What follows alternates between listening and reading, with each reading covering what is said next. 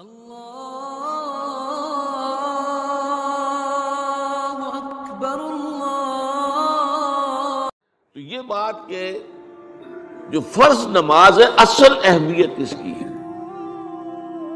ہمارے ہاں عام طور پر مذہبی حلقوں میں اور خاص طور پر جو ذرا متصوفانہ انداز کے رنگ کے لوگ ہوتے ہیں وہ فرض کو تو بس ایسے ہی ادا کر لیتے ہیں کہ جیسے بس اس کی کوئی اہمیت نہیں ہے، بلکہ بعض لوگ وہ بھی ہیں کہ جو فرض کو ترک کر دیتے ہیں۔ نوافل پر سارا زور، صرف رات کی نماز پر زور دیا جا رہا ہے۔ فرض نمازوں یہ ہم نے دیکھے ہیں، ایسے لوگ بالفعل دیکھے ہیں۔ یہ تمام چیزیں جو ہیں در حقیقت اس پھر راہ نبوت سے انسان کو ہٹا دینے والی ہیں۔ فرض کتنا فرض، نفل کتنا نفل۔ نوافل کے بارے میں جو ہے شریعت سے ثابت ہے، وہ تہجد بھی نافلۃ لک، حضور کے لیے تو لازم تھی، باقی کے لیے لازم نہیں ہے۔ جو قیام اللیل شروع میں تھا وہ لازم نہیں ہے۔ ہاں رمضان مبارک میں اس کی تشویق ہے، ترغیب ہے، وہ خاص ایک مہینہ ہے، اس میں دن میں کھانا پینا جو ہے وہ حرام کیا گیا، تو رات کو 2/3 رات یا 1/3 کم سے کم 1/3 رات جاگو اللہ کے قرآن کے ساتھ، اللہ کی کتاب کے ساتھ۔ تو یہ اصل میں جو توازن ہے یہ جو ہے بہت ضروری ہے۔ ارأیت اذا صلیت الصلوات المکتوبات، حضور آپ نے دیکھا، غور فرمائیے کہ اگر میں جو فرض نمازیں ہیں وہ ادا کر لوں۔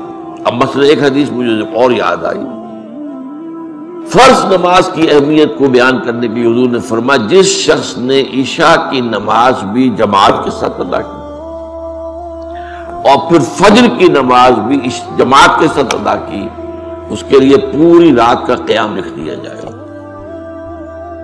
فرض کی یہ اہمیت ہے۔ تو اذا صلیت المکتوبات صلوات المکتوبات وصمت رمضان، اور میں روزہ بھی رمضان کے روزے رکھ لوں، باقی روزہ رکھنا آپ کی مرضی پر ہے، رکھیں ٹھیک ہے، لیکن وہ جو لازم نہیں ہے۔ نجات کے لیے لازم جو بیس لائن ہے وہ جو عبادات فرض ہے، اس کے بعد جتنا آدمی اضافہ کر سکے، حالات کو بھی دیکھیں۔ بعض حالات ایسے ہوں گے کہ اس میں اصل اہمیت جہاد کی ہو جائے گی، قتال کی ہو جائے گی۔ اب ایسا حال بھی ہو سکتا ہے کہ اسلامی نظام قائم ہے، اسلامی حکومت قائم ہے، نظام خلافت قائم ہے، تو اب قتال کا معاملہ جو وہ حکومت کے ذمہ ہے، حکومت انتظام کرے گی۔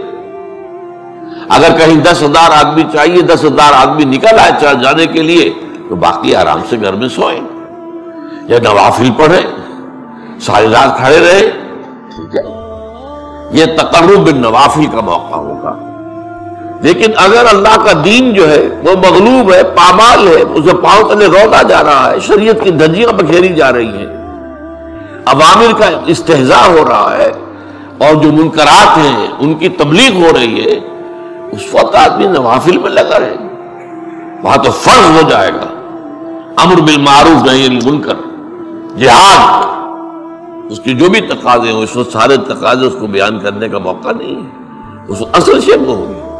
اس فرض کو ترک کر کے نوافل میں لگیں گے تو یہ نوافل منہ پر دے مارے جائے۔ اس کو بہت زیادہ نمایاں کرنے کے لیے میں مثال دیتا ہوں کہ ذرا سوچئے، جب دامن احد میں معرکہ جاری تھا اور صحابہ کی جان پر بنی ہوئی تھی، خود حضور کی جان پر بنی ہوئی تھی، آپ کو معلوم ہے آپ زخمی ہوئے ہیں اور اتنا خون آپ کا بہہ گیا ہے کہ آپ بے ہوش ہو گئے ہیں، اور خبر اڑ گئی کہ آپ کا تو انتقال ہو گیا، شہید ہو گئے۔ اس وقت اگر کوئی شخص مسجد نبوی میں بیٹھا ہوا درود کی تسبیح پڑھ رہا ہو، یا کوئی اور نوافل ادا کر رہا ہو، یا قرآن پڑھ رہا ہو، تو اس کے بارے میں کیا حکم آپ کا ہو؟ پکا منافق، حالانکہ کام تو وہ اچھے کر رہا۔ درود کی کتنی فضیلت آئی ہے، اور نوافل ہے، یا قرآن کا پڑھنے کا ایک ایک حرف کا 10 نیکیوں کا ثواب ہے۔